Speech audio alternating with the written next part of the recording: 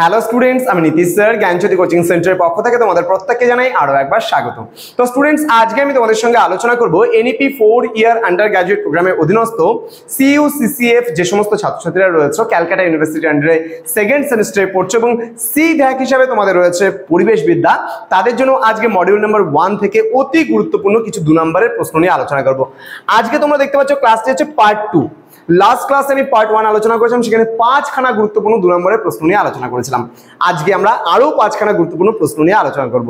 ক্লাসটি শুরু করার পূর্বে তোমাদেরকে বলে রাখি, যারা এখনো পর্যন্ত আমাদের চ্যানেলটিকে সাবস্ক্রাইব করনি তারা অবশ্যই চ্যানেলটিকে সাবস্ক্রাইব করে পাশে থাকা বেল আইকন অল প্রেস করে দাও, যাতে নেক্সট টাইম কোনো ভিডিও আপলোড করলে তার নোটিফিকেশন তুমি সবার আগে পেতে পারো।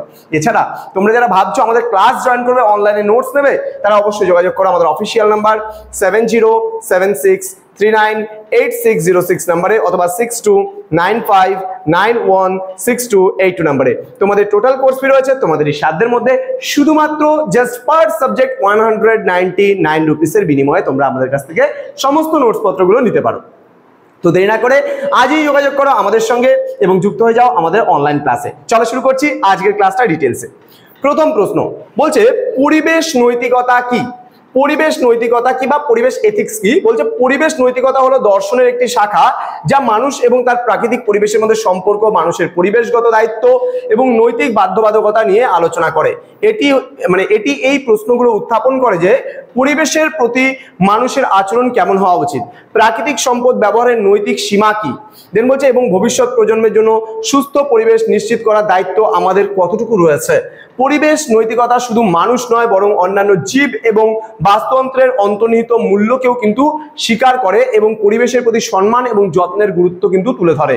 এর মূল লক্ষ্য হলো পরিবেশগত সংকট মোকাবিলায় মানুষের মধ্যে একটি দায়িত্বশীল এবং নৈতিক দৃষ্টিভঙ্গি গড়ে তোলা। তাহলে একটা জিনিস খুব ভালো করে বুঝবে যে আজকে আমরা যে সিচুয়েশনে দাঁড়িয়ে আছি, তাহলে আজকে আমাদের পরিবেশটা কিন্তু দিনের পর দিন কি হচ্ছে, দূষিত হচ্ছে। বায়ু দূষণ, জল দূষণ, মাটি দূষণ, শব্দ দূষণ আমাদের পরিবেশটাকে যেন কেমন একটা পর্যায়ে নিয়ে যাচ্ছে। তো এই সিচুয়েশনে দাঁড়িয়ে আমরা স্টুডেন্টরা বা আমরা যারা পরিবেশের নাগরিক রয়েছি, মানুষজন যারা রয়েছি, আমাদের কিন্তু একটা পরিবেশের প্রতি একটা দায়িত্ব বোধ থাকে, আর এটাকেই বলা হয় নৈতিকতা। তো আশা করি তোমরা বুঝতে পেরেছো। নেক্সট কোশ্চেন আমরা চলে যাব।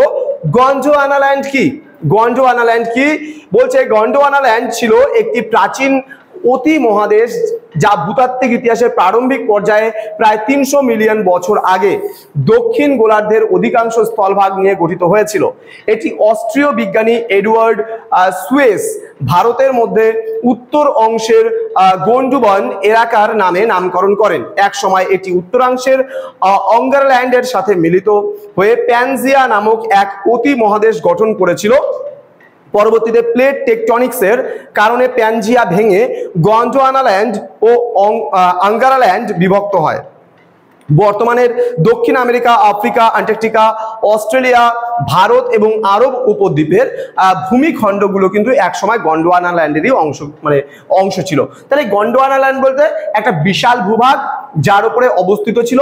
যেমন এখন বিভিন্ন মহাদেশগুলো পার্ট পার্ট হয়ে এই গন্ডোয়ানাল্যান্ড, মনে করো একটা প্লেট তোমাকে আমি দিলাম, সেই মনে করো সাপোজ এটা একটা প্লেট এবং এই প্লেটের মধ্যে মনে করো আমি কোনো একটা কিছু পার্ট করে দিলাম, তাহলে নিচের যে পার্টটা প্লেটটাকে ওটা বলে গন্ডোয়ানাল্যান্ড, যেখানে ভারত ছিল অবস্থিত, যেখানে আরব উপদ্বীপ ছিল, যেখানে অস্ট্রেলিয়া, আন্টার্কটিকা, আমেরিকা, আফ্রিকা, দক্ষিণ আমেরিকা, এগুলো প্রত্যেকটা দেশগুলো কিন্তু বা মহাদেশগুলো কিন্তু অবস্থান করেছিল এই গন্ডোয়ানাল্যান্ডের উপরেই। তো আশা করি বুঝতে পেরেছো। চলে যাবো আমরা নেক্সট কোশ্চেন, যেখানে হাইড্রোস্ফিয়ার কি সেটা আমরা সম্পর্কে জানবো। দেখো হাইড্রোস্ফিয়ার কি বলছে। হাইড্রোস্ফিয়ার হলো পৃথিবীর সমস্ত জলরাশির সম্মিলিত রূপ। তাহলে পৃথিবীর যত জলভাগ রয়েছে, সমুদ্র বলো, হ্রদ বলো, নদী বলো, সমস্ত জলভাগকে বলা হয় হাইড্রোস্ফিয়ার। বলছে এর মধ্যে অন্তর্ভুক্ত কি কি রয়েছে? মহাসাগর, সমুদ্র, হ্রদ, নদী, ভূগর্ভস্থ জল, হিমবাহ, মেরু অঞ্চলের বরফ, ঠিক আছে। তারপর হচ্ছে বায়ুমণ্ডলে উপস্থিত জলীয় বাষ্প এবং মেঘ। পৃথিবীর পৃষ্ঠের প্রায় 71% হাইড্রোস্ফিয়ার দ্বারাই কিন্তু আবৃত। আমরা জানি যে পৃথিবীর 3 ভাগ জল 1 ভাগ স্থল, তাহলে পৃথিবীর 75% প্রায় 71 to 75% কিন্তু এর অন্তর্গত। বলছে এটি পৃথিবীর জলচক্রের অবিচ্ছেদ্য অংশ, যেখানে জল ক্রমাগত কঠিন, তরল ও গ্যাসীয় অবস্থায় পরিবর্তিত হয়ে এক স্থান থেকে অন্য স্থানে পরিবর্তিত হয়। জীব জগতের টিকে থাকার জন্য হাইড্রোস্ফিয়ার অপরিহার্য, কারণ এটি জীবন ধারণের জন্য প্রয়োজনীয় জল সরবরাহ করে এবং বিভিন্ন বস্তু বাস্তুতন্ত্রের গুরুত্বপূর্ণ উপাদান হিসাবে কিন্তু কাজ করে। নেক্সট আমরা চলে যাব জীবভর কি। জীবভর বলতে আমরা কি বুঝি, ধ্যান দিও, খুব গুরুত্বপূর্ণ। বলছে জীবভর হলো নির্দিষ্ট সময়ে একটি বাস্তুতন্ত্রে উপস্থিত সমস্ত সজীব বস্তুর মোট শুষ্ক ভর। সহজ কথায় এটি উদ্ভিদ ও প্রাণীর মতো জৈব পদার্থের সমষ্টি। বলছে এই জৈব পদার্থগুলির মধ্যে রাসায়নিক শক্তি সঞ্চিত থাকে যা সালোক সংশ্লেষণ প্রক্রিয়ার মাধ্যমে উদ্ভিদ দ্বারা উৎপন্ন হয়। জীবভরকে সরাসরি জ্বালানি হিসাবে ব্যবহার করা যায়, যেমন কাঠ পোড়ানোর কথা আমরা বলতে পারি, অথবা এটিকে বায়োগ্যাস বা বায়ো ইথানলের মতো বিভিন্ন প্রকারের জৈব জ্বালানিতে রূপান্তরিত করা যায়। নবায়নযোগ্য শক্তির উৎস হিসাবে এটি পরিবেশ বান্ধব এবং জীবাশ্ম জ্বালানির বিকল্প হিসাবে গুরুত্বপূর্ণ ভূমিকা কিন্তু পালন করে থাকে।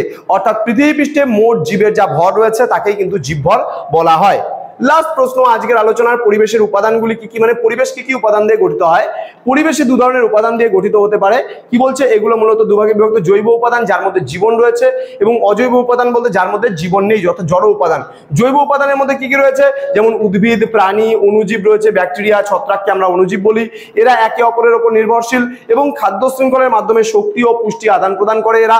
অন্যদিকে অজৈব উপাদান বলতে জড় উপাদানগুলি বলতে পারি, যেগুলোর মধ্যে প্রাণ নেই, প্রাণহীন উপাদান যেগুলো রয়েছে, বিশেষ করে প্রাকৃতিক উপাদানগুলির মধ্যে যেমন বায়ুর মধ্যে oxygen, nitrogen, carbon die oxide রয়েছে, আরো অন্যান্য গ্যাসীয় উপাদানগুলো রয়েছে। এছাড়া জল, মাটি, সূর্যালোক, তাপমাত্রা, আর্দ্রতা, খনিজ পদার্থ, এই দুটি উপাদান থেকে মানে একে অপরের সঙ্গে নিবিড়ভাবে সম্পর্কযুক্ত এবং একটি সুস্থ বাস্তুতন্ত্রের ভারসাম্য বজায় রাখতে কিন্তু এগুলো গুরুত্বপূর্ণ ভূমিকা পালন করে থাকে। তো আশা করি আজকের এই সংক্ষিপ্ত ক্লাসটা তোমাদের বুঝতে কোনো অসুবিধা নেই।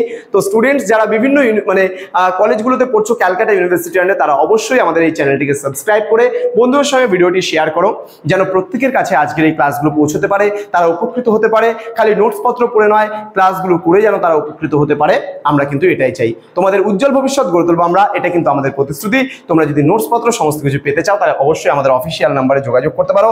আমাদের অফিসিয়াল নাম্বার 6295916282 এবং 7076398606 নাম্বার। তোমরা অবশ্যই আমাদের এই প্র্যাকটিক্যাল এডুকেশন যে চ্যানেলটি রয়েছে সেটাকে সাবস্ক্রাইব করে বন্ধুদের সঙ্গে ভিডিওটি শেয়ার করে দিও। Thank you so much, thanks for watching. After all, thank you.